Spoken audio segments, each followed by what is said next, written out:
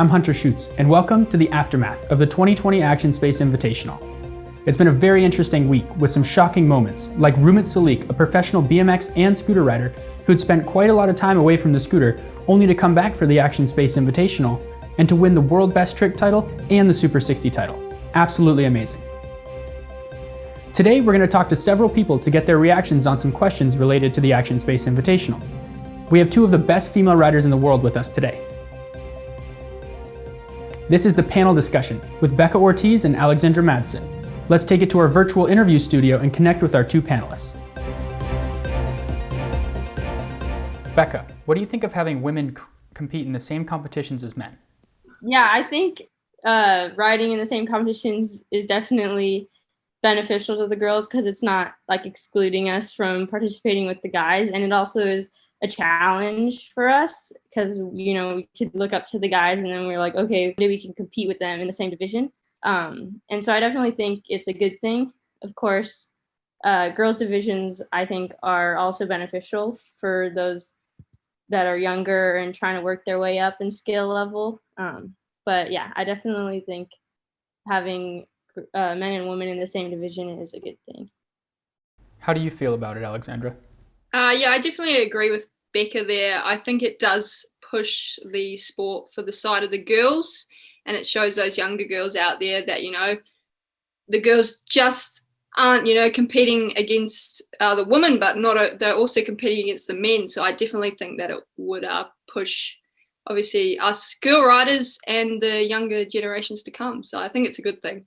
Becca, do you feel that inviting female riders to competitions like the ACTION SPACE Invitational draws more attention to female riders as a whole? I definitely think so because ACTION SPACE has a lot of people are really aware of ACTION SPACE and they have a big platform. And so sharing the women's side of the sport at these competitions, I think is really beneficial to us. Alexandra, to broaden the question, do you feel that inviting female riders to comps like the ACTION SPACE Invitational draws attention to female riders in the industry or to the industry entirely? Yeah, I definitely do think that's the case because obviously you've got all those higher class riders like, yourself and Cody Flom and all those pro riders, and, having the girls involved in such an amazing group of pro riders definitely will bring awareness to the girls, and yeah, it's awesome opportunity. So definitely. Becca, do you have any competitions coming up in 2021? Well, of course, we're kind of uncertain of like what comps are actually going to happen this year. So if ISA does have a season this year, which I hope, I'll definitely compete in like qualifiers and hopefully like world finals again. So yeah, just like the normal competitions. Alexandra, what about you? Anything going on your side of the world?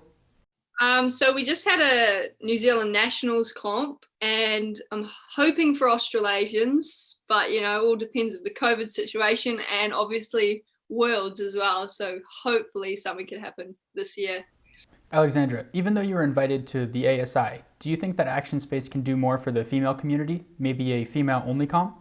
Definitely. I think it's great that we're in with the guys, but it would also be cool to have, girls section as well, for sure.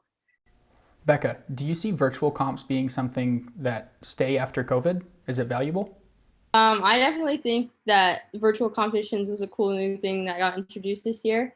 And I definitely think it'd be beneficial to keep doing them. I personally really enjoyed the virtual competitions. It was kind of weird not having a crowd and everything, but I was also kind of nice at the same time because you kind of just got to focus more on like your runs and just riding and having fun with the other riders. And I think it's a good opportunity because I feel like you'd be able to host a virtual competition more easily and like often than a normal one because all the riders could be at their own skate parks in their part of the world. And I think it's a cool idea to keep continuing doing. Becca, do you think that virtual competitions give a better product of runs because riders have a lot more time to practice and prepare? I definitely think that virtual competitions was a cool new thing that got introduced this year.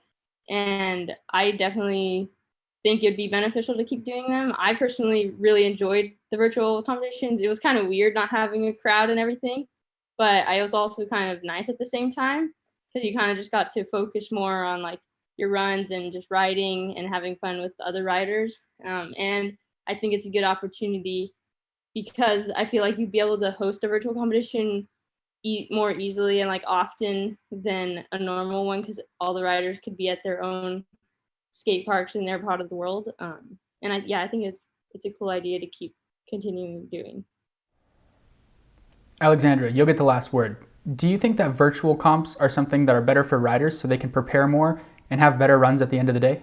Definitely a good thing for the sport because it'll get to, places around the whole world that will see it all over social media and whatnot. Whereas, you have obviously Worlds was huge, but it was in one spot. So I think it's quite cool, the idea of it, and it'll get around social media.